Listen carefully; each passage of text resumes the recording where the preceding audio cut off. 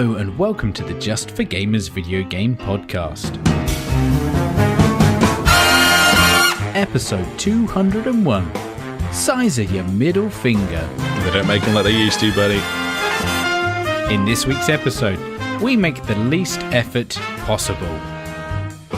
JfG Ash gets on another beta. He loves it. JfG Alex gets new shoes. New shoes! There's a list of games in the news. And finally, Funk is planning his return. Fuck with Curly with you.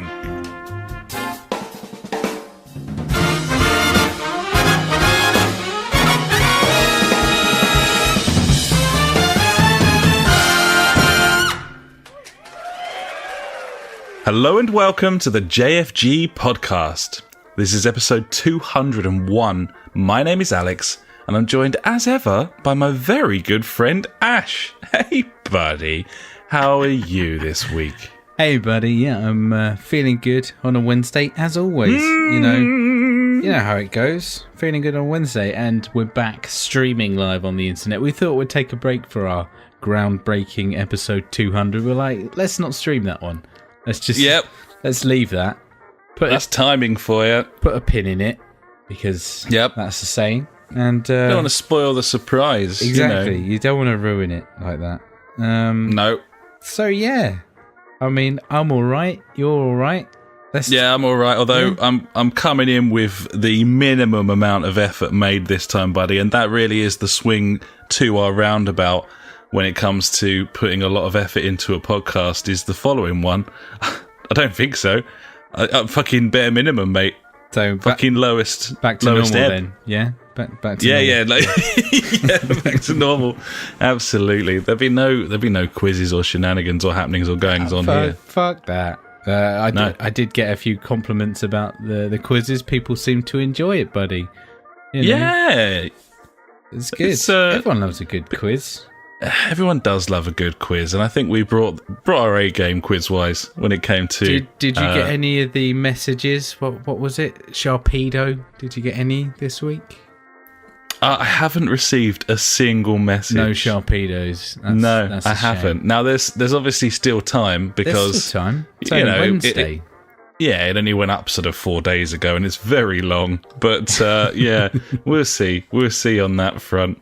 But, there we are. So, what have you been up to this week, buddy? Fill us in, so to speak. Obviously, it was the old B-Day, not the thing. B-Day! Cleans your whatever bits. No, the bumhole. Birthday. Yeah, your bumhole. No. Bumhole. Not that. No.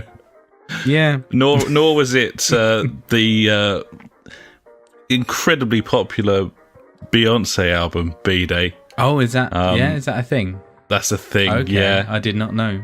I'm not educated in the ways of popular music, I guess. I mean, that album, I'm certain is at least over 6 years old, but yes, I'm proper down with it. So I know, buddy. So yeah, birthday. Yep. I got some VR, buddy, as everyone knows, because I was like, I've got VR coming on my birthday. Yeah, I fucking did. I got it. I got my ones. I got my VR. Got it all set up now. Got the camera. I got the version 2, buddy. I didn't know which one I was going to get, and I checked the serial number, and it was like number 2. I was like, good news for me.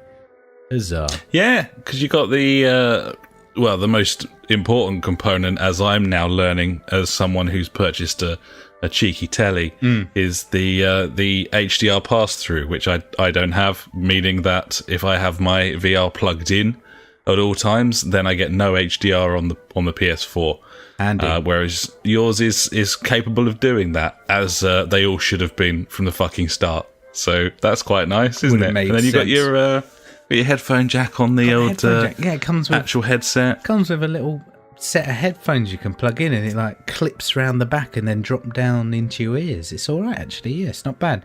Got some buttons on the fucking front of or underside of the VR face thing, whatever it is, the screen, I'd say, probably. Yep.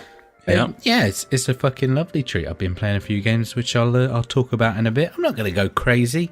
I mean, I played it for a bit this week. Just dabbled, dipped my toe in. First impressions, fuck me, it's amazing. Gibbons. But we'll get on to that. Oh, buddy, I didn't get a birthday cake this year. What the shit? I know, but the missus was like, I haven't got you a birthday cake. I'm like, oh, firstly, I didn't even notice. Secondly, you're a fucking bitch.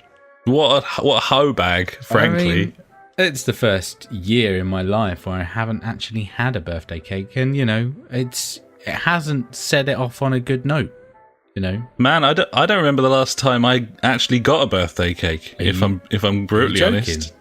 No, I never get a birthday cake, but then I tend not to eat very much cake. Although, if someone bought me a birthday cake, buddy, I fucking would. Wow. So, maybe my general distaste for cake is rooted richly in the oversight of others when it comes to my birthday. I don't know. I feel like we're hitting on some deep stuff right now. Maybe some sort of counselling session might be Get needed. me bubble pipe and tweed jacket out, buddy, and we'll take this all the way. No, so what did you do without? Presumably, you didn't eat cake. I didn't eat cake. That was it. Yeah, and then I was like, "Oh, I've got cake," and she said, "Oh, I'll buy you one tomorrow." I was like, "Okay, that'll do." She forgot again. I was like, you just don't even care. Fucking juicy dangler, buddy. That's not cricket. But I did get 4 Boost bars, and I haven't had a Boost bar for how many years is unknown. Well, you could probably fashion them into a small cake with the help of perhaps a radiator or a microwave. Yeah, just mash them together. I reckon. I'd probably enjoy that a lot more, to be honest. Than just fucking drive a candle into the centre of that mess. But, there you are. Happy birthday, cunt. They are fucking ridiculously small now. Like middle finger size. Like right there, buddy. Everything, mate. It's all gone. I bought some Pringles tonight. They were on offer for £1. That puppy is at least 25 to 30% smaller than I remember. It's not just because I've got bigger. No. It's because they can't stay within food regulations because the stuff they're creating is so terrible for you. It's ridiculous. That they just have to make it smaller. It's like, it still costs you the same or more. And we'll just make it smaller. And that's fine. I mean, fucking heaven forbid the day that they do that with beer. I mean, they're already doing 330 cans. It's true. I do struggle with those because I find that some of the nicest beers, or certainly the hipsterest beers... Sorry, we've got a question in chat. Only middle finger size for a Boost bar. There you go. I have a Boost bar next to my middle finger. There it is, right there. He's not telling a lie. I'm not lying. There it is, and that is not. Look, it's not been eaten. Normal Boost bar, fucking middle finger size, mate. I'm middle finger. That's.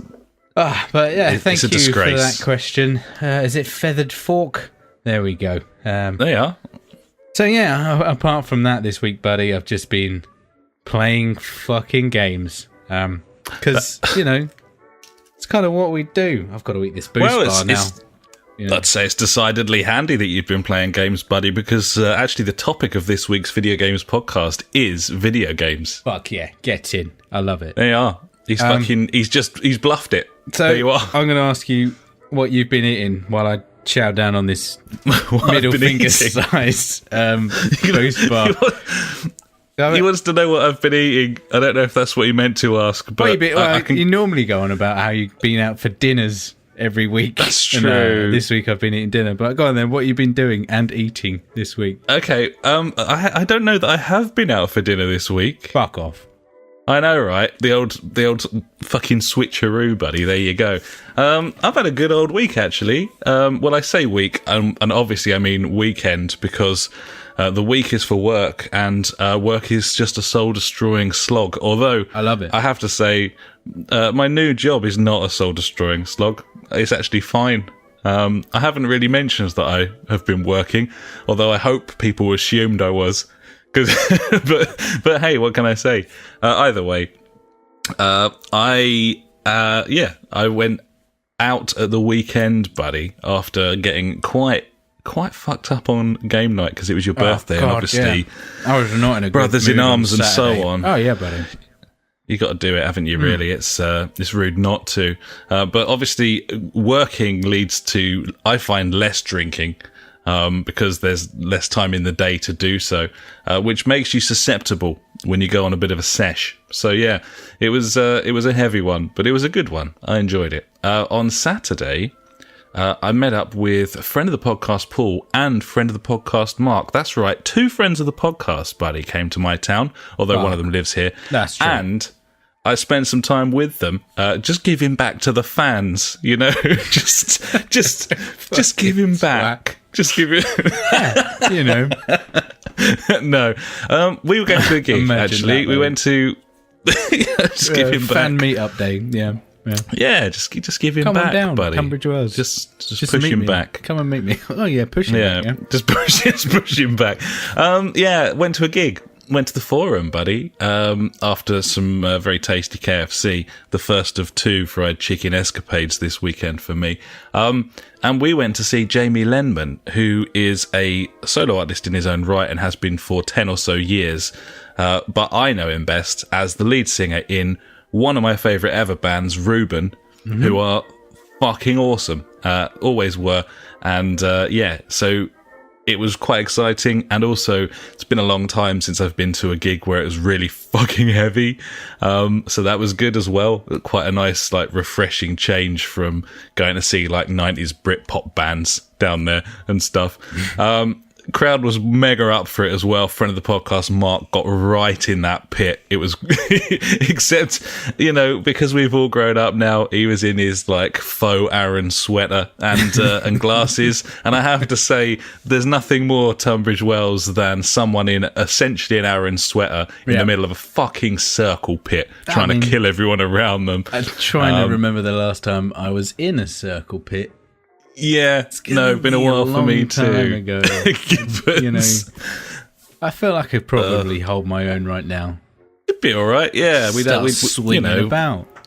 You just swing. We were on the sauce, so it was fine. But yeah, it was. Didn't you? It was a fucking great gig. He played a load of old Reuben songs, a load of new stuff as well, and it was just him with a guitar and a drummer. Like, there was no bass player, there was no like second guitarist or anything, but the sound was absolutely massive. Nice.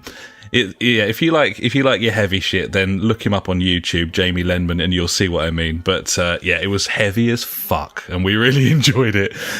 Sort of remembering perhaps better times, or at least thinner times when we were more sprightly. Salad days indeed, buddy.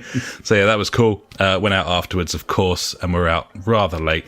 And then Sunday fun day with friend of the podcast, Paul. We got some chicken car delivered, buddy. Watched the football. Watched Chelsea get absolutely thumped 6-0 by Man City. Yeah, what was that about? That was about Man City being a good football team and Chelsea not being a good football team. Okay, that's what that was all about. Yeah. I heard about that.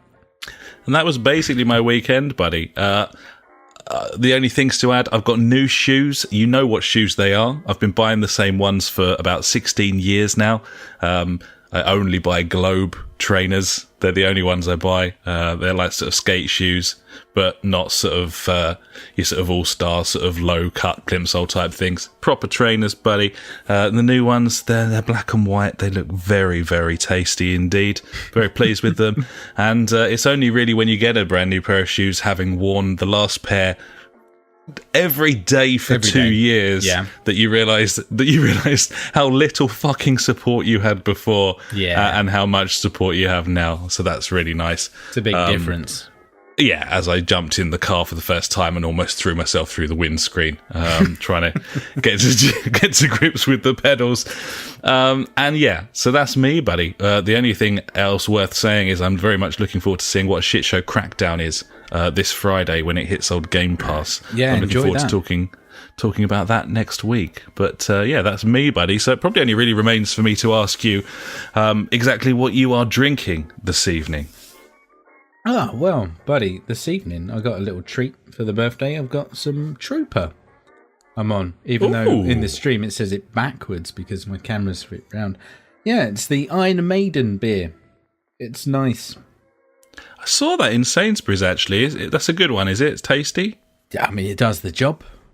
Okay, very nice. It will get me pissed, so I'm happy about that. What about you, buddy? What are you drinking? I'm not drinking Stella. I'm not drinking G&T, buddy. I went out. Of course, it's Valentine's Day tomorrow, and that meant I needed to take a nifty trip to the shops to sort the missus out, so to speak, with garden flowers and so on. I thought I'd treat myself too while I was there. So this evening, I'm on the cheeky pale ale that is the Whitstable Bay, buddy. And I love Whitstable Bay. It's a lovely beer, I have to say. Beautiful, mate. You can't go wrong with the Whitstable Bay. They're only like 150, 160 in Sainsbury's for the 500 mils. I think that's a pretty decent deal. That's very good. I mean, normally it's like 4 for £6 in Tesco's or wherever. Yeah. So yeah, 150, 160 for one of them. That's a good deal, buddy. Nicely done. No bad. So yeah, unless you've got anything else, buddy, I suppose we should probably move on. As I mentioned before, of course, this is a video games podcast, and I think we should probably go and talk about what we've been playing. Cool.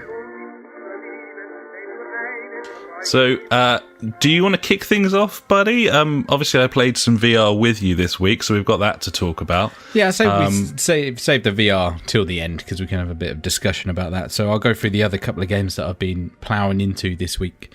Firstly, Apex Legends, still going. Fuck me. It's such a cool game. Obviously, it's still going. It's only a fucking week old. I'm not a retard, some may say. It's really good. I need more people to play this with. It's really, really good. Like, obviously we all know like the power of the battle royale kind of game, the quickness of getting in and out and stuff like that. But this has got like that slight twist. When you're dead, you're not really dead. Your teammate can go and pick up your banner from your little loot boxy thing on the floor, and then go to the respawn beacon and get your team back in. And that kind of just changes the entire game for me. The fact that there's still that bit of hope that I could get back into this game. It's fucking awesome.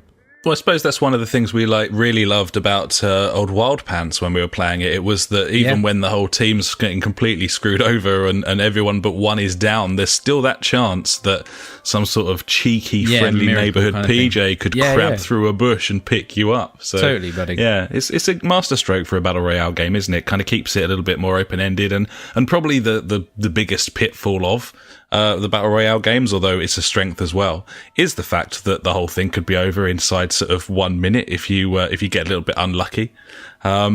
So yeah, it's a really clever thing to do, I think. Yeah, very, very good game. I urge everyone to download it and play it at least once or maybe twice, because it's just really good. The shooting, the mechanics, the legends, their different abilities, it works really well in this scenario, especially with like a team of 3. You can kind of complement each other, like a healer, a stealth guy, and like a big gun guy kind of thing. Your standard trifecta of awesomeness. And it's just really good. Like, you need to play this game. It's really good. Yeah, I've got it downloaded. I just haven't fired it up yet. Well, maybe we'll do it later, buddy. And the second game that I've I only played this for one night, but I played it for about 5 hours that one night. This was on a school night as well. It was Sunday night. I didn't go to bed till about 1 a.m, which was silly at the time. Shit the bed. But I couldn't stop playing it, and that is the Division 2 beta. We got on the public beta. We got some keys sent through to us, and I invited a few of me dad friends and stuff to get stuck in, because I know they're obviously all about the looter shooters and stuff like that. We're all looking forward to Anthem and also the Division 2. So yeah, we had a message from Cosmic Dad in our Discord, which you can join on our website. Just go there and click on the Discord button. If it doesn't work, let me know. I'll fix it, and then you can do it. But yeah, he says about the beta, he says, bloody brilliant beta, shows just how bad Anthem really is. And, it did make me think that could be a possibility, with like the jankiness and the awful like loading and not being able to log in with what happened with Anthem. They really fucked that demo, didn't they, to be honest? Yeah, they didn't do it very well. Although, you retweeted about the Division when the beta was live, saying it's probably a good idea to log out every 2 to 3 hours to avoid crashes. I mean, but That is true. I had one blue screen crash during the game itself. I think that was about it. But that was about 4 hours in. And I was like, fair dues. All right. It's a beta after all. Yeah, exactly. He goes on to say, it looks like they've taken the final version of the first game, increased the role of tech and skills, given you extra in-world reasons to play through the incredible variety of content, and made multiplayer super simple to drop in and out. I agree. There seems to be a shitload to do.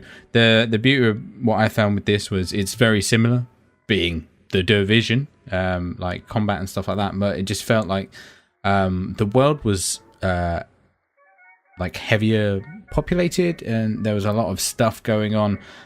All the streets look completely different, whereas in the original Division, I was like, this road looks like the last road I was on. I think the fact that there's a really nice day-night cycle in this game kind of adds to that. There's not just snow everywhere, which is kind of cool. It certainly does look nice. I mean, I dipped in for half an hour. The reason I'm not talking about it is because during that half hour, I think it crashed or I got kicked 4 times, and in the end, I gave up. What day was that? That was on Sunday afternoon. Oh, really? So, not ideal, but fair dues. It probably just got very unlucky, to be honest. Yeah. He goes on and said, I was a latecomer to the first one, but loved it. This one has some very smart changes without being a reset. Super excited for it. And yeah, I'm down that road again. Like, I didn't think I was going to be excited for it. Like, I was like, yeah, Division 2, that looks all right. But after going through it and playing the 2 missions, and a load of side missions and stuff, I'm really excited for this game. It's one that I'm definitely. I think I'm gonna have to buy it day one. Which, we've said, why buy games on day one? All that reasons. But at the end of the day, I want this game. So I'm gonna buy it. It looks really cool. I'm gonna get a lot of hours out of it. There was a nice bonus when we finished the 2 missions available. It unlocked the end game as it came up with on the screen. I was like, that's a bit much, but obviously everyone always, the whole big thing about Anthem was like, oh, what is the end game, blah blah blah, what is there to do after I do the campaign? So this was a chance that it unlocked 3 operatives of like the highest echelon status or whatever, with big bad boy guns and things like that, and we got to go through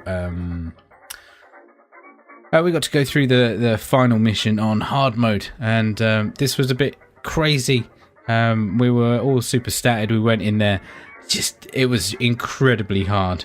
I believe, I can't remember the name of it, but how it works is when you complete the story, a new faction comes to town to really fuck shit up, and they're like uber strong, and they've got all these like fucking tech gadgets, like little robots on the floor. They've got like flying drones that come and explode in your face, and they're pretty much badass. Let's put it that way. But yeah, go on.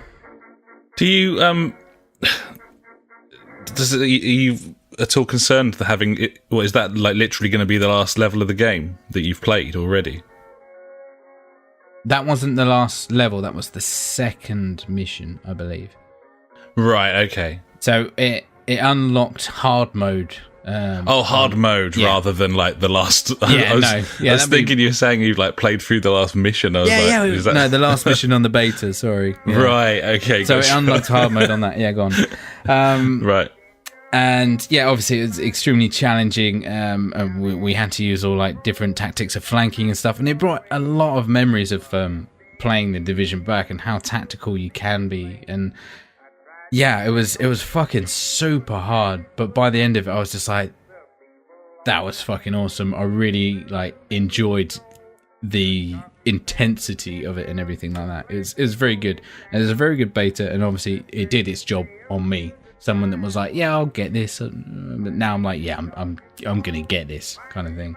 That's good stuff, man, and probably worth noting as well. Like we always say, don't buy day one. I think it's okay to buy day one, provided if it's fucked, you don't moan about it. Yeah, because you know what you're getting into. Yeah, exactly. You're taking a risk, like because you're excited for it. And I don't think there's anything wrong with being excited for something, but yeah, if it then comes out and is completely ballsed up, then you can't be like, what the fuck is this all about? Because not because games, you shouldn't expect games to work day one. Like, you absolutely should. But with a bit of fucking knowledge and experience of the industry, we know that this is just how it is. Because the industry is so fucking unregulated, constantly things are being launched that are fucking broken.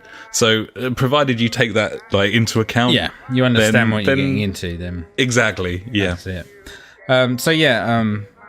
I had something to finish off with and I've totally forgotten it, but yeah, there we go. That's my bad, frankly. No, it's fine.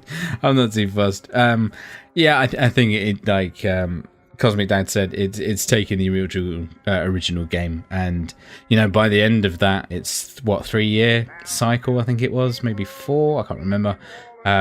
It was an extremely polished game, and unlike Destiny, where they released Destiny 2 and it was completely nothing like the original Destiny, apart from the shooting, they've taken that and developed it further, which can only mean good things. Yeah, rather than chucking all that development away, basically. Exactly.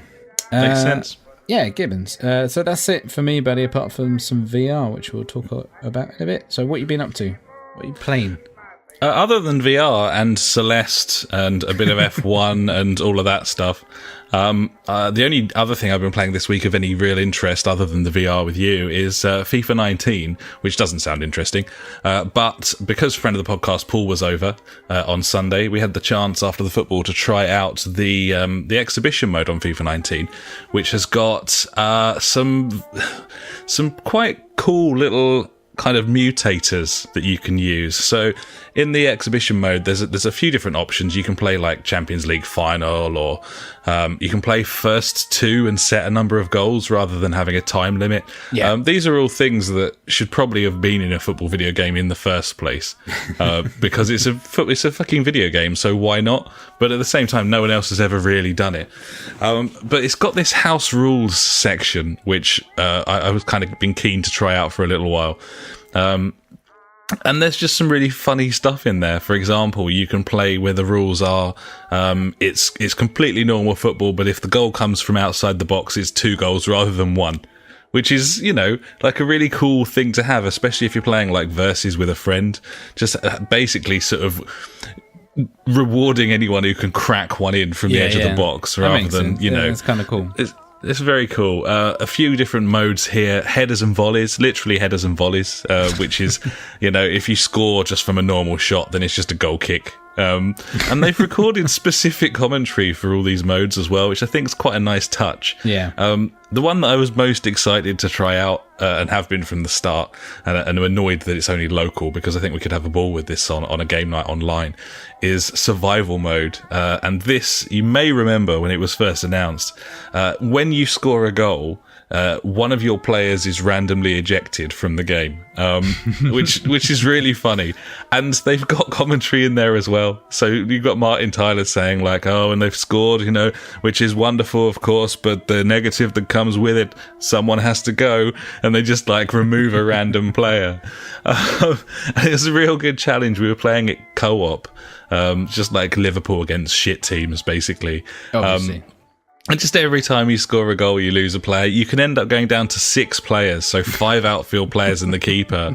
And we were just trying to sort of will ourselves to, we've only got 7 players now. Can we get another goal? And now we've literally got 6 players, including the keeper. Yeah. Can we keep a clean sheet against 11-man Huddersfield? It's really entertaining. We found that some of the other modes, whilst a good idea, aren't particularly fun to play, because FIFA 19 is only a particularly average game. So, for example, the headers and volleys is all very well and good, but volleys in FIFA 19 are shit. So it's hard to take advantage. The same goes for long-range shots. Most of the goals you score on that game are inside the box or headers from crosses. So rewarding you for scoring like long ranges is great, but you might only get one every 2 or 3 games. So that kind of defeats the object of it a little bit. So yeah, it's really fun. The survival mode, we had a really good time on that. And yeah, it's just a really nice challenge and a nice change, really, when football games, for all of their advances, they can be a bit sort of stuck in the past, a little bit sort of short of innovation. And it was just nice to see this cool new thing, basically. I think it would be incredibly popular if they took it online. In pro clubs, even, had the opportunity to do it in there. Yeah, it's just a really fun idea. The more goals a team gets, the weaker they get, and the more chance the opposition has to come back. So, yeah, it's good. I like it. Very cool. Nice, cool. So yeah, other than that, buddy, VR, you should probably get the ball rolling here. I think you've played some stuff without me, and then perhaps we'll talk about what we played last night. It wasn't it, when we ducked into a bit of co-op together. Yeah, Gibbon. So the main game that I've played on my own is obviously super hot because I already know that that's a very, very good game, and in VR, certainly is. It's incredibly good. And yes, that is my verdict on that game. It's incredibly good. I think it's the showpiece game of the system because it feels like it rather than VR being crowbarred into it, it feels like it, even though it wasn't, it feels like it was made for virtual reality. I know. It feels like that was the point of it in the first place. It's yeah, you just really do forget that you're in VR, I think, with that game. More than most others, you really do feel like you're in there, don't you? Yeah, like, it's just incredible, the actual feeling of, like, grabbing the gun, punching a dude and seeing his knife fly up, and you grab it and then you throw it at another dude. You're like, this is just incredible. And, it has to be the future of gaming, in a certain sense of it, to have something strapped in your face, I think that's what I've come to realize by playing a few of these games is this is where it needs to go, because it's going to get there. Fucking incredible. Because they're only going to get smaller, these headsets, aren't they? And yeah, exactly. Wireless is on the way for them. And then, the screen resolution is going to get better and better. So it's just going to look insane, like, in your face. And then you're just going to be like, holy shit. Like, it's the feeling of depth, I think, that I've noticed on these games is, like, you're looking around and you're like, that actually looks like it's that far away. It's a very strange feeling. It's very. It's something very special. As I've said before, it's kind of everything we hoped for when we were children, really. Yeah, when we were imagining what games could be. And we're under no illusion that this is in any way mainstream at this moment in time, just because it's got to overcome that hurdle of support where enough people are interested, involved, and have the platform before the big developers get involved and really make a concerted effort to put out real show-stopping software. And at this point, it's still relatively niche, but they've certainly sold a lot more of these PSVRs than I was expecting, buddy. Yeah, and probably a lot of that's well. to do with the reductions that have been in place over the last couple of years. Every so often, So last night we managed to get on and get some VR games going together, starting off with Rec Room, which immediately when we met up, we were doing classic noshing off, gestures to each other. At one point, I had a sword and put it between my legs so it looked like a penis. It was very funny. I thought it was very funny. It's hilarious, Yeah. And I feel like that's what that game was made for. We did manage to do, what was it, a quest? Yeah, there's a quest mode on there. It's it's just like a series of, it's like a dungeon crawler, isn't it? Yeah, basically, exactly. but in VR with teleporting. We played with two incredibly annoying little American kids, and it did seem like every single person playing that game was a really annoying little American kid. Yeah, it did. I mean, like, the quest was kind of cool. It was nice. It kind of brought some new dynamics to it. So we had swords and shields to start off with, and then picked up some bow and arrows along the way. And I was like, firing that bow and arrow, I was like, this is cool as fuck. I was like, putting it back, letting it go, letting it rip, if you could say, if you want.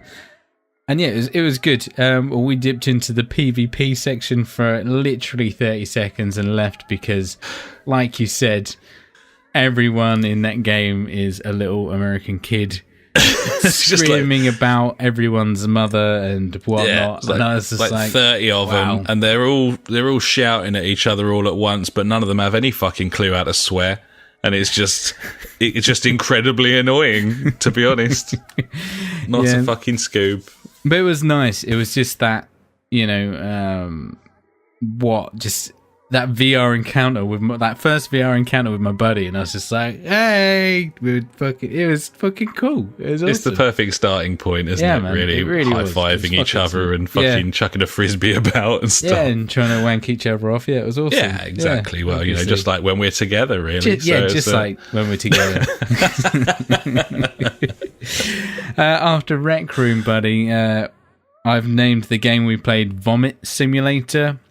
Well, that could count for either of the games we played following Rec Room, I suppose. But the first one was that Starblood Arena, was it? Yes, which you'll remember, and I'm sure you've certainly fucking remember now. When I first tried that out, when I first got the headset back about a year ago now. That thing was, above all games, that was the one that I would consider ultimate Chundertown, because it's this sort of just zero G, every which way you want, space flying combat arena game, and it just does you a lemon. Like, it just does your stomach, doesn't it? Even thinking about it right now, my stomach is getting a bit queasy. I was just like, oh.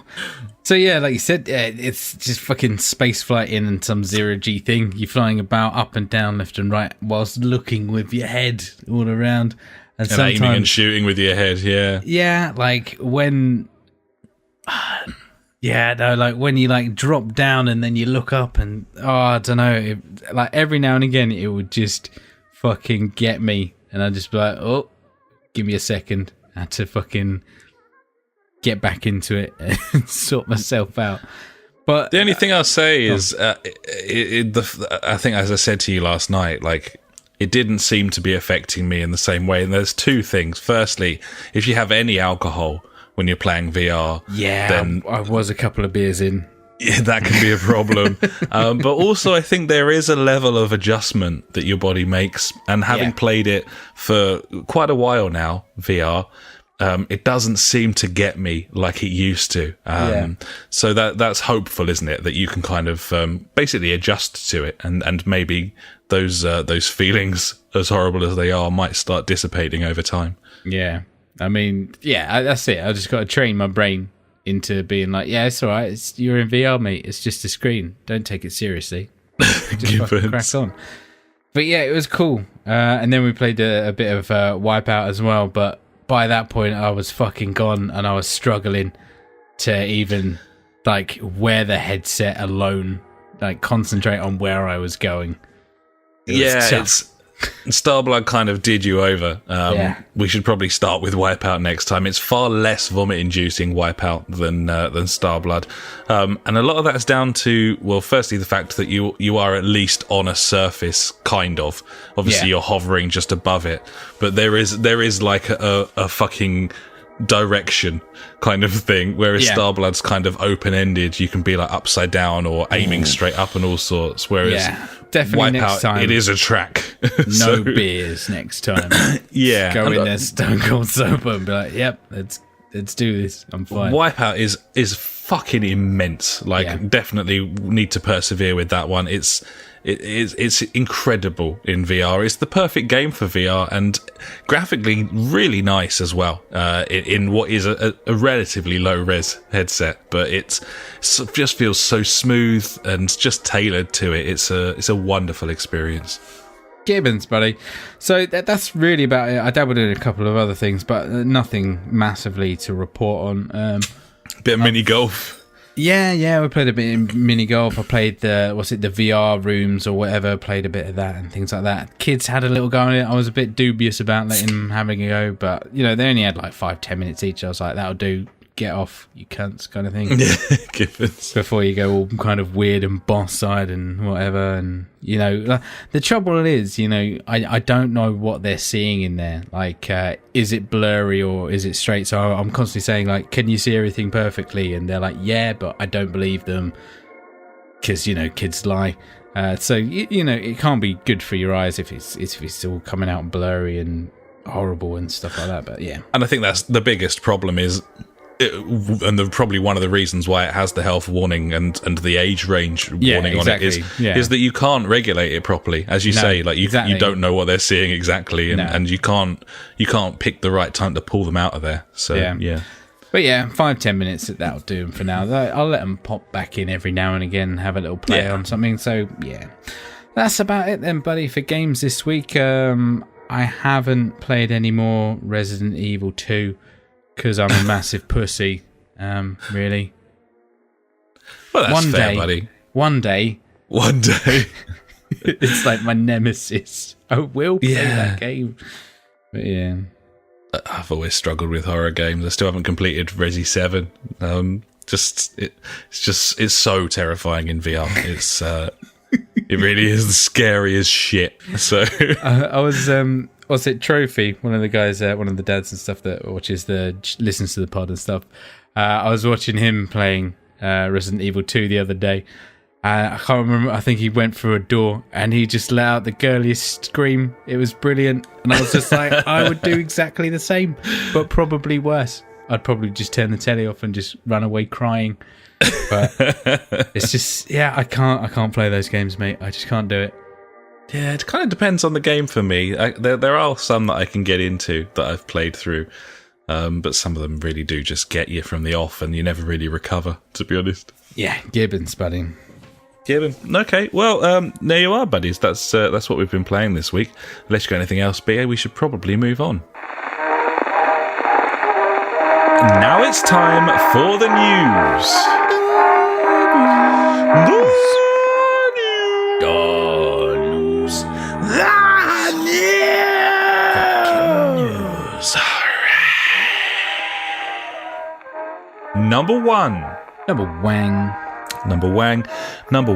Number one.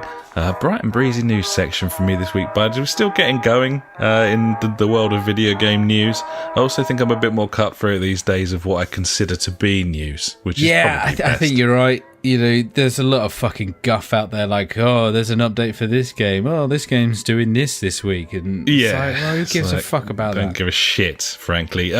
So yeah, number one, Sony has upgraded the amount of cloud storage all PS Plus users get. This was kind of announced in tandem with the PS Plus games announcements last week, like a couple of weeks ago, maybe. Yeah, a while ago. Yeah, they were going to upgrade the storage. This obviously, this you can use this for a mixture of everything, really, can't you? But it's been 10 gig for a long time now, and they've upped it to 100 gigabytes of cloud storage for all of your saves, videos, etc. Which sounds an incredible amount. A completely unnecessary amount.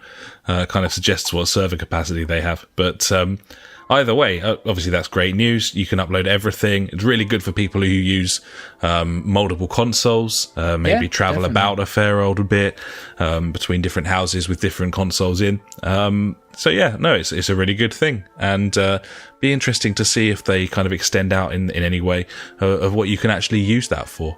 But because it suggests to me that they might, giving you that much storage. But maybe storing like video content or stuff that you've recorded, you can pop that on there and download it from wherever. I don't know. Might be pretty. It's going to be interesting to see if they've got some sort of agenda there. But either way, it's good news. It's more stuff. So that's nice.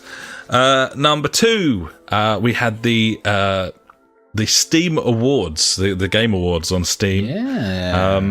And I've got the winners here. So here we are. Firstly, Game of the Year went to PlayerUnknown's Battlegrounds. PUBG takes the Game of the Year award on Steam. I think that's probably fair. Across the whole of 2018, that thing was over 1 million concurrent for a lot of it. So that does seem kind of fair enough. It lost its sheen to a degree, Battlegrounds, in my opinion. Just a lot of it to do with some of the things that they did as a company. It wasn't too great, were they? No, but maybe if you're not following the actual industry like we are, then that wouldn't really be something that you even kind of came into contact with. True. To be honest. Quick question about these games, like they're of the year awards, yeah? Does that mean they came out this year, or? I'm just looking at some of these, and I'm like, it doesn't seem to be. It seems to be whatever's on there and popular. Just checking. Yeah, no. I mean, just what of this year, what they thought. Well, I don't think any of these games came out in 2018. That's what I'm thinking. I'm like, so it's Steam, like so it's kind of like a fluid thing. Super Mario World could be on here for whatever. if it was on Steam, then it's. Oh yeah, true. If it's on Steam, so no, Super Mario World would not be on there. It's a pretty fucking meaningless list, but I'll deliver it anyway. No. I just, Thanks so much for pointing out how pointless it was before I read it out to the to the listeners. No, you're absolutely right. It's not a punt at you. It's more like fucking. It's an excuse. It's an excuse for us for awards. Yeah. Anyway, and. Carry on. The long and the short of it is that, I mean, the last thing that Valve want to do is actually trawl through and work out what came out in 2018. It's probably pretty difficult to sift through all the fucking bullshit on their service. I was going to say how many fucking shite games on their fucking service came out in 2018, but yeah. Exactly. Just look at the spreadsheet of all 2018 games and they'd be like, just kill me now. Yeah, let's just end this. Yeah. It's all over. Yeah, cool. With all of that in mind, buddies, here are the winners. Game of the Year, PlayerUnknown's Battleground. The VR Game of the Year is the Elder Scrolls V Skyrim VR. Skyrim, cool. You haven't tried that yet? I haven't tried it yet. It's one for the maybe this week, maybe next when I can face it. It's chunderific, that one. Yeah, no, I'm not looking forward to it. The Labour of Love Award goes to Grand Theft Auto 5. The Best Developer goes to CD Projekt Red. Best Environment goes to The Witcher 3 Wild Hunt. Better with Friends Award goes to Rainbow Six Siege. The Best Alternate History goes to Assassin's Creed Odyssey. And Most Fun with a Machine Award goes to Rocket League. None of them are 2018. No, none of them. Absolutely none of them. Assassin's Creed Odyssey, was that this year's one? But that was Origins this year, wasn't it? I can't remember with those anymore.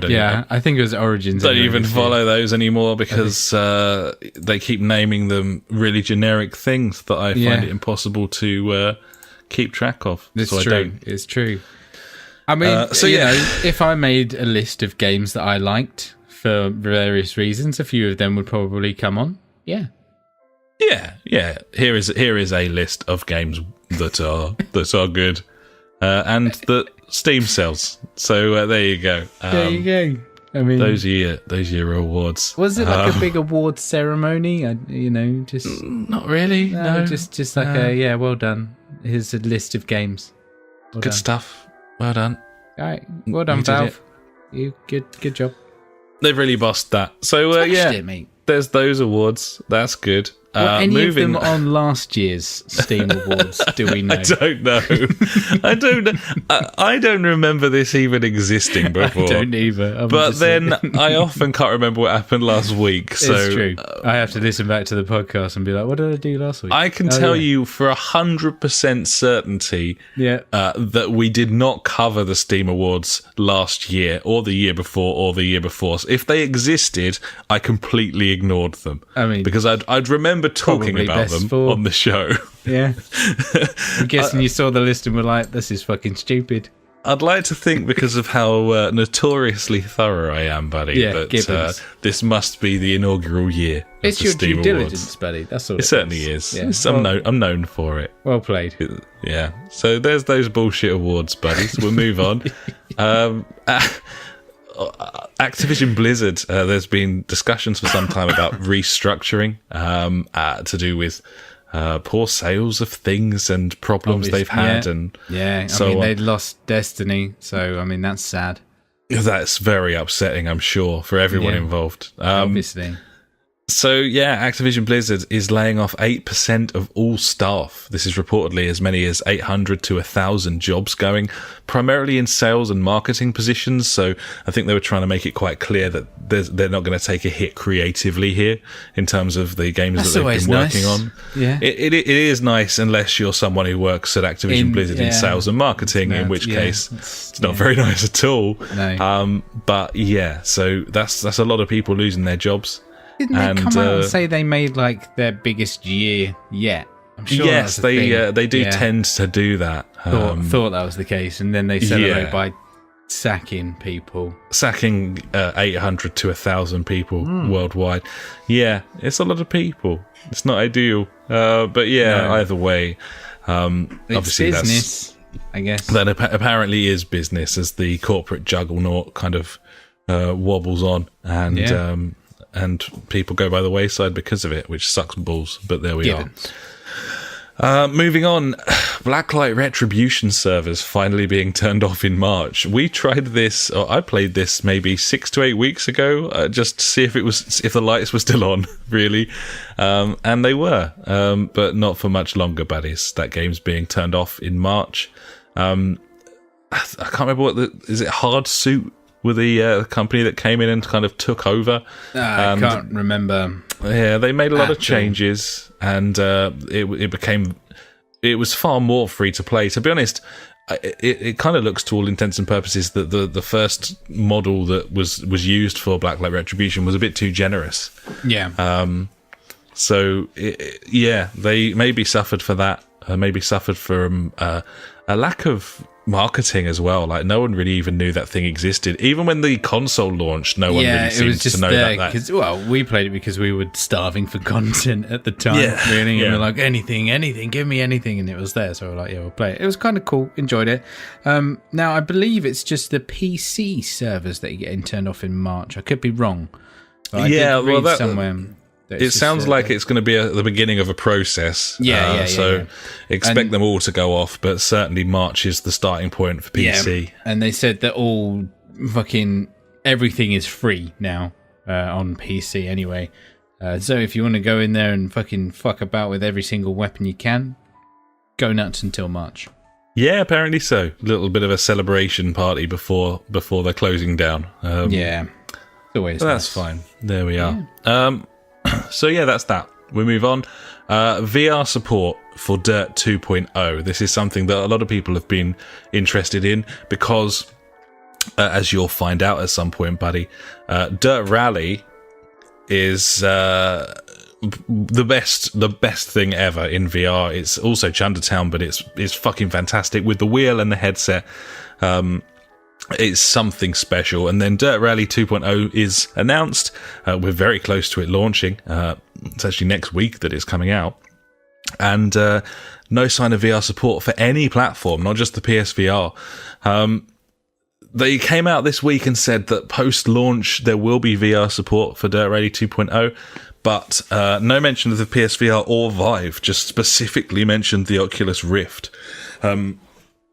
Which sounds to me, because I know of the limitations of the PlayStation VR, it suggests to me that it will just never support PSVR. Yeah. Now, I might be wrong about that, but it just strikes me that they would have made a big thing of it if it was going to happen. Yeah, and definitely. Certainly, having now announced VR support for the game post-launch, to still not mention that. I mean, Vive users are going to be really fucked off because it doesn't make any sense at all why that, probably considered by most the best headset for fidelity, it has no support here, and maybe it will come because that's not going to be a case of there hasn't been technology, is it? An exclusive deal signed or anything, has there? Not that we're aware of. No, that's what I thought. Nothing's been made, like you say, made aware. No announcements at this point, but either way, I'm still really excited for the game because it's a brand new racing game. I thought Dirt Rally was a masterpiece, frankly. Yeah, it's a very, very good game, wasn't it? Such a focused experience.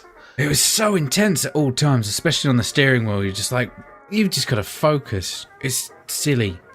what you'll find in the VR is because you're in that proper driving position that you would expect in real life. Yeah. It feels a bit slower and more easy to control. And I actually found myself putting in better times despite the obviously like massive downshift in graphical fidelity.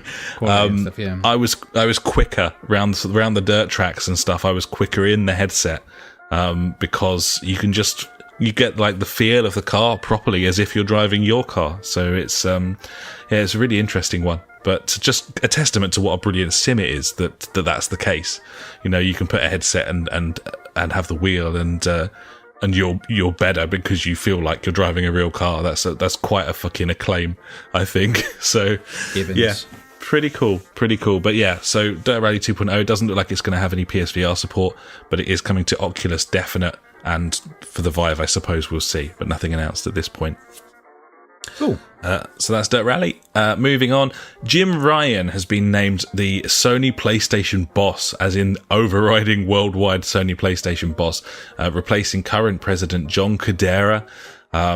Ryan's been the number 2 for a year or so at PlayStation, and is actually switching positions with Codera, who will now become the vice president, which is kind of weird. But I guess they've seen stuff from Jim Ryan that they really liked. So must be.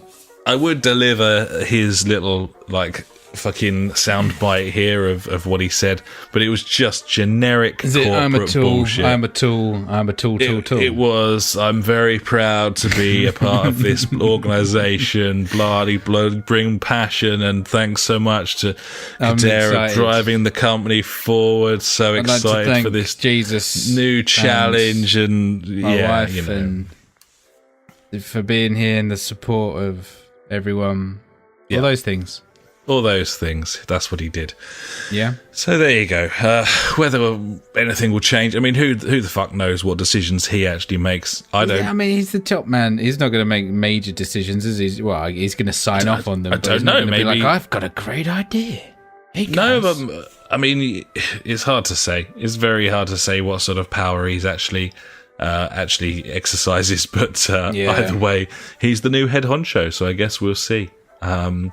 I suppose his first exciting milestone will be all this Days Gone stuff that's on the way. I got some fucking bullshit email today about that. Did you get that? We invite you to a wedding or something. What? Okay. Yeah. No. Is it spam? It's from PlayStation. It was. It's just some fucking marketing. Yeah. I think I deleted it straight away, but it was there's some sort of live stream they're doing for Days Gone as they desperately try and fashion some interest in whatever the fuck that is. I don't understand if there is any, like, there's no interest from me. I don't know anyone that's talking about it or is excited for it, but at the same time, we're talking about it right now, but we're definitely not excited about it. No, far from it. I hope it's great. I hope everything's great, but from everything I've seen, it's not going to be something I'm especially interested in. No, but I might watch that thing anyway. See if I can get pumped. We'll see. I was going to say, I like how in brackets after that whole Jim Ryan thing on the notes you've put weird. It is weird. Right, why would you switch position with your boss? Like, I don't know. It's don't like understand. Tag team. High five me in, buddy. Doop. I mean, if you've decided that the vice president's like more fit to run the thing than the president, then why would you keep the president? Well, because I guess you can't just sack him. I don't know. It doesn't make any sense. Presumably, these two men are going to be working closely together and have been for over a year. Suddenly, one's taking orders from the other. Like, he's going to fucking get in charge and be like, "You're my bitch now." I don't know how any of this works, but it does strike me as particularly strange if you were to swap places with your boss. It would be weird. And it certainly doesn't reflect well on John Codera. But true. Who knows what's going on in there? Finally, from me in the news, buddy, Apex Legends clears the 25 million player mark. It's all over Twitch. It's all you can see on all of the game services at the moment. And so, yeah, it looks like that's going particularly well for, let's remember, EA. Yeah. It's So, they've definitely. I mean, Respawn must be fucking loving it right now. Like Gibbons, yeah. I think sales of Titanfall 2 have fucking skyrocketed as well, and the servers are rammed because of this. Because everyone's like, "Oh, this is a good game," but Titanfall 2 is even better because it's got big Titans in it. But fucking Apex Legends, mate, it's a great game. You should play it. I have to say, the thing that I liked least about Titanfall 2 was the Titans. Well, there you go. I genuinely thought that as a shooter, with all of its clever like parkour movement and powerful weapons and everything, See, unfortunately, the parkour is not there, buddy. It's not. I can understand that though in this sort of environment of a Royale game. The ultimate slide, though. I've Going seen the down slides. a mountain, you go so fast, and it's awesome. Gibbons. Very, very cool. Very nice. But yeah, fucking hats off to him, mate. Jesus. Absolutely amazing. Obviously, a lot to do with the fact that it's free, but then a lot of stuff's free at the moment. And it did look for a while, a few years ago, that the free-to-play model was just never going to be a mainstream success. But look at us now, for better or worse. Probably the two biggest games on Earth, both free. So there we are. That's it from me, buddy. That's my news. I think it's probably time to hand over to you for my favourite section, and I'm sure the listeners as well, and that, of course, is Ash's News Favourite Things of the Week. If you like news but hate information, you have found the right place. Ash's News Favourite Thing of the Week. Cheers, buddy. Yeah, a few things this week. Let's have a little ganders here. We've got... Little Goosey. Yeah, I've got a few things. Let's have a look. We've got a spiritual successor to Burnout is coming to the Epic Store in April. Dangerous Driving. Yeah. So... This seems more like Burnout Revenge kind of style, I'm guessing, with all its takedowns and normal racing. Not the old... what was the last game that they brought out? I can't remember what it was. Like Wreck Crash Test something. I can't remember. It wasn't Wreckfest. It was something else anyway. Where it was pretty much the Burnout crashing simulator, wasn't it? With the old explosive stuff. Trying to find it now. Yeah, I mean, this is the one that everyone was kind of waiting for when they... thing, wasn't it? It was called... Yeah, No, these are the not- ex-Criterion guys, and Yes. they've previously released Dangerous Golf. Yes, and the Which- other thing was called Danger Zone. There was no racing, no open world to run around in, just crash scenarios and leaderboards. Yeah, which certainly wasn't enough for me. No, this is apparently it's going to have, like I said, the takedowns, elimination, road rage, and it's going to have single player with AI and also hopefully up to 8 players online. So, maybe not. I don't think it's going to beat Burnout Paradise really for me because that game was just fucking awesome with its open worldness. It was very cool and had everything else in there. Right, next, buddy. THQ Nordic has a staggering 77 game projects in development. I mean, they've snaffled up quite a few fucking publishers or games companies even. An amazing amount. It's unbelievable. I suppose my question at this point, with this scattergun approach, is it going to work? Well, I was just trying to think of a good game they've released. Yeah. Frankly, that's what I was trying to think. Like, since they've basically tried to become a giant studio, I don't believe that they've released a good game. I know, that's the problem, isn't it? And they'll probably get there. I mean, they, of course, if they keep buying studios, they'll get there. And they'll get there when Wreckfest launches on the consoles, because they picked that up as well from Bugbear. And that's obviously going to be a good game. So I'm very excited for that. Still no news on a release date for it, unfortunately. No. But yeah, I suppose they'll get there, and their intention is to just keep buying talent until they've got an arsenal of brilliant creators. Talking about buying talent, buddy, THQ Nordic has acquired Kingdom Come Deliverance developer Warhorse Studios. There you go. And that game was a bit of a sleeper hit, to be honest. It sold better than people thought. We always liked the look of it. And I think friend of the podcast, Bob, was quite obsessed with that for some time. It was his sort of Skyrim-y sort of game. Yeah. But yeah. So there you go. Well, their quest for world domination continues. It certainly does. Next, buddy. Konami ends sales of in-game currency in PES 2019 in Belgium. I don't know if they were told to, but they have. So well done, Belgium, again. Take my hat off to you. Fighting the good fight. Yeah. Fuck these companies. Damn right. That's the way it should be. Gibbons. The Division 2 open beta, obviously the one I played was a private beta. The open beta starts on March 1st if anyone wants to get involved on that. If you like those games, then definitely give it a burn and see what you think, see if you can slip back into it. Finally, buddy, we're going over to America right now, to the States. I think my geography is not the best. Pennsylvania considers a tax on violent video games to help prevent school shootings. Okay. So, yeah, let's penalise the parents for buying these games by making them cost more, you know. And that will stop the shootings. That'll stop them. In the schools. Yep. Not the guns. Not the guns. Just let's put some tax on 10% tax. Actually, there you go. So-called sin tax. Right. Yeah. Okay. Yeah. Sure. It's a digital protection for school safety account. Apparently, there you go. Right. Okay. So there you go, buddy. There's my news favourite things for this week.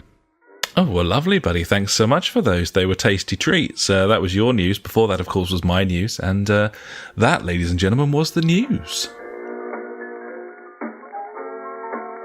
And now it's time for Out This Week. Let's take a look at some games coming out this week.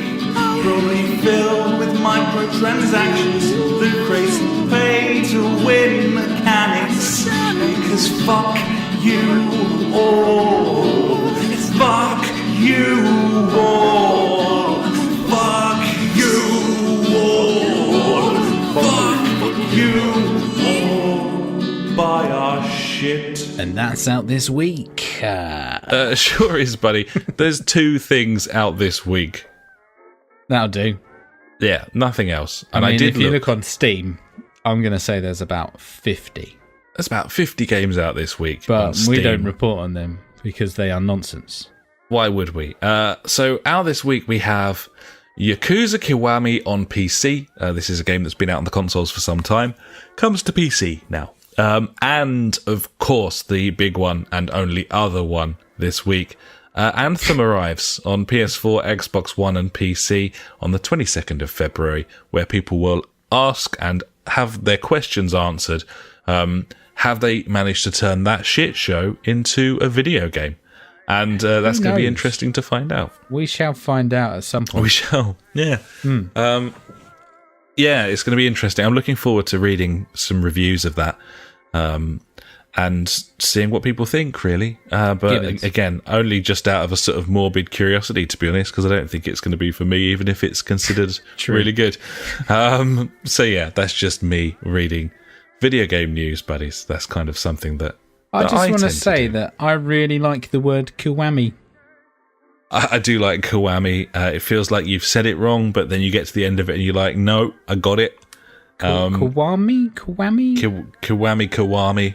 Yakuza Kiwami. Ah, that's the saying. It's like tomato, Kiwami. Yeah. Yakuza Kiwami. Great. It's out on PC on the 19th of Feb. There you are. Yeah, it is. And that, buddies, is out this week.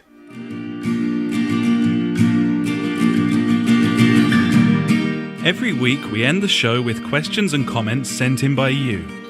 If you've got anything for us, just pop an email to the JfG Podcast at gmail.com or contact us on Facebook, Twitter, or at justforgamers.co.uk. And now it's time for JfG Street Beat. You got a question we wanna know. Facebook, Twitter, we're on them all. So hit us up and be on the show. The JfG Street Beat. Street Beat. We want to know. Get on the show. Get on the show, indeed. And to kick things off, buddy, we probably mentioned the Gleam.io competition is over, and we have a winner. By about 2 weeks, but yeah. And the winner of the competition for Dungeons 3 is Michael Hurt. So congratulations, Michael Hurt. You'll be receiving an email from me shortly with a Steam key, courtesy of our glorious benefactor, JJ. So Gibbons. There we are. Is there another competition up now, buddy? I think there is. There is. I put one up today after remembering, shit, we need to put another one up today. And that's for Hidden Folks. It is Hidden Folks. Yeah, that's the word. It's like a Where's Wally game. Yeah. I mean, people love that shit. Yeah, they love that crap in Malaysia. So there you are. It's actually reviewed very well. It's started on iOS and has kind of branched out, and it looks quite fun. So if you want to be in with a chance of winning that, buddies, then head over to our website, www.thejfgpodcast.co.uk. Scroll down to the bottom of that front page and you'll find all of the information you need to enter the competition. And anyone who signed up, found us, and has been listening ever since, if such a person exists, Let welcome. us know. And let it be known that your love of free stuff has brought you to our friendly shores. So thank you very much.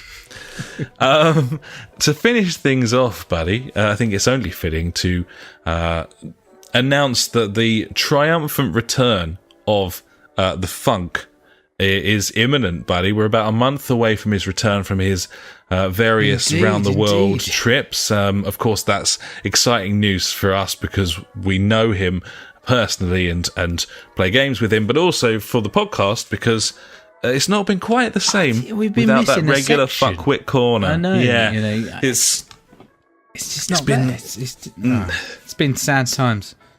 It has, and looking forward to having that regular input from the Funk. He can be so cutting and scathing and wonderful. And he was having a bit of a chat this week about what he needs to pick up when he comes back, because obviously he feels a little bit out of the loop at this point. So he was just asking what we've been playing since he's gone, what he needs to invest in for the smooth runnings of our regular game night. Sorry, the Kelly Clarkson. Is it Kelly Clarkson song, Since You've Been Gone, is just absolutely pounding in my head now because you said since it's a tune. Thanks for that. I've also just lost the Rasmus game. Fuck me. Now, I'm guessing a few other people have now. Everyone who's listening has lost the Rasmus game. Everyone now has exactly 20 minutes to forget the band The Rasmus exists. Yep. Until next time. Until next time, when they remember again. And don't forget, if you do lose the Rasmus game, to announce that fact to make sure everyone else loses at the same time, because them's the rules, buddies. Them be the rules, that is Gibbons. The Rasmus game.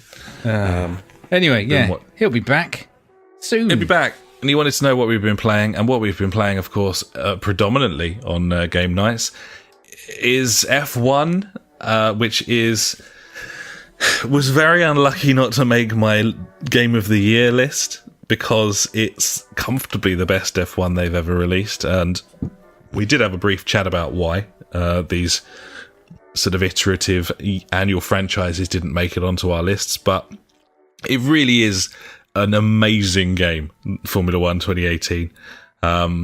It's just fantastic. It feels brilliant. You haven't had a wheel stand for some time, and with all of the uproar of moving, you've been playing on a controller a lot, and as I understand it, is much better. Like, it is a lot better than previous years, I must say. I mean, previous years you certainly couldn't have got away with turning off any of those assists when using the controller, and that just speaks for how realistic and planted the cars are in the current game. Certainly, since I've got my TV, the graphical upgrades that I can see and that HDR fuck you breakout box, absolutely fantastic. It looks so vibrant and lovely, and just getting excited about F1 again. To be honest, they've this week they've started announcing the cars for the new season in real life, and yeah, it's really cool. We're only probably 6-7 weeks away from the first race of the season in Australia, and we go all the way around again. We had a brilliant little ding-dong battle over the last few weeks, me and a friend of the podcast, Paul. And, in our little co-op season escapades. But, yeah, F1's fantastic. I know Funk's going to pick that up. And I think it's only 16 quid on the store at the moment, buddies. So it's probably worth £16, that game, I'd say. Certainly is. If you haven't got it yet, then get stuck in. Meanwhile, of course, the other game we've been playing is FIFA. FIFA 19. Indeed. Which is, again, I think a friend of the podcast, PJ, picked that up pretty cheap by buying the FIFA and Madden pack. Yeah, for 40 quid, I think it was. Yeah, it's a good sort of 20 quid cheaper than buying FIFA on its own. It's just weird, and you get Madden as well, which is, I don't know if I'd play a Madden game these days. I used to smash them back in the day, and the NCAAs or whatever it was, on the original Xbox, that was fucking great times. Loved it. But I don't know if I'd play them now. No, I mean, I've never got into a conventional NFL game. I had Madden on the Mega Drive, but I didn't really understand what was going on. I was only a kid. And obviously, NFL Street is the one that I absolutely adored. And I do like American football, and I do watch a bit of it. And I was very glad I didn't stay up for the Super Bowl, because I watched like the first half. Snore fest that was. Fuck this! I'm going to bed. God. That was so 3 shocking. points I saw. I was like, right. That's all anyone saw who didn't watch the final quarter. Yeah, exactly. It's unbelievable. Yeah. I don't know if I'd persevere with it either, buddy. I think it's kind of a bit impenetrable at this point. Kind of probably similar to FIFA for someone who never plays football games. True. It's just too nuanced at this point. It's too much of a commitment to work. That's what I found with the NHL game. I really liked it, but I just couldn't bring myself to put the time in to get into it properly. I got a lot of enjoyment out of NHL.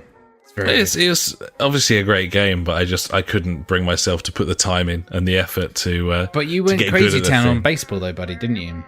But I've always liked baseball anyway, and I've been playing baseball games for years. So it's not hard. I can pick up a new baseball game and get into it straight away because I know all the rules of baseball and have played baseball games for many years. So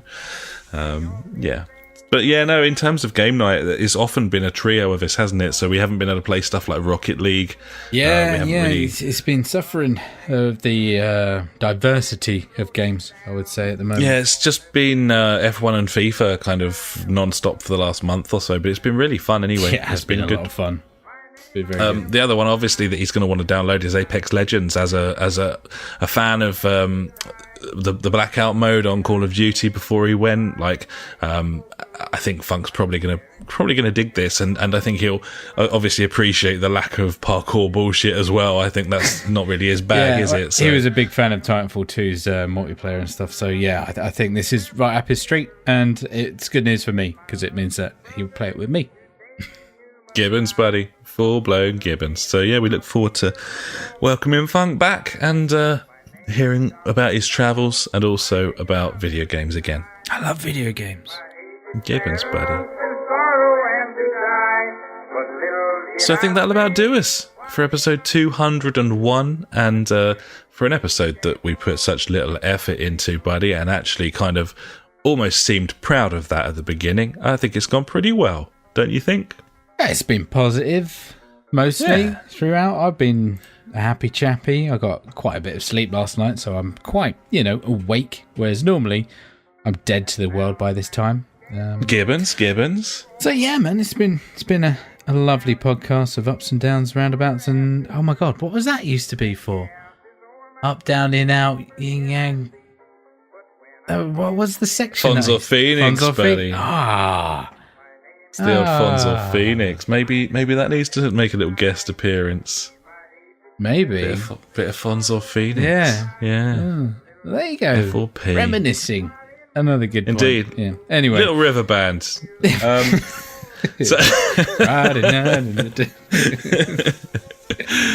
Sweet buddies. Well, I suppose we'll jip off then, shall we? But it's been a pleasure as ever, and thanks for your continued support. And hopefully you made it through that gate. It's 200 show, 3-hour long show that we did last week. Yes. Cutting it short this week, I'd say. Yeah, what you can say about that episode 200 is the bulk of it was what I would describe as timeless, buddy, in that it wasn't necessarily about current affairs. Obviously. It was quizzes and fun and shenanigans, so always worth dipping back into that one, buddies, even if this one comes along before you've finished it. We didn't. I know I mentioned about our Sung by Monkeys podcast last week, but we never actually did our favourite episodes. I had a brief quick look. I saw one called El Capitano Splinterman or something. I was just like, what a name. What a fucking name. Givens. I've always remembered one of the very early episodes as being a huge fan of the water zorbing episode where you went to the Isle of Wight. That was pretty good. Pretty special. Anyway. It's been a shit show of podcast titles over the years. Yeah, and I'm sure this one's just going to be just as good. I'm sure. Yeah, 100%. I mean, they already know what it is because it's at the beginning of the show. They do. There you go. If they remember, then there you are. Yeah. If not, it's probably written on your screen. Oh, someone just fucked it over the speed bump outside the house. That's a nice way to end. And end. And end. Cheers, buddies. Thanks so much for listening. We'll catch you next time. Until then, I've been Alex. He has been Ash. Goodbye. Farewell.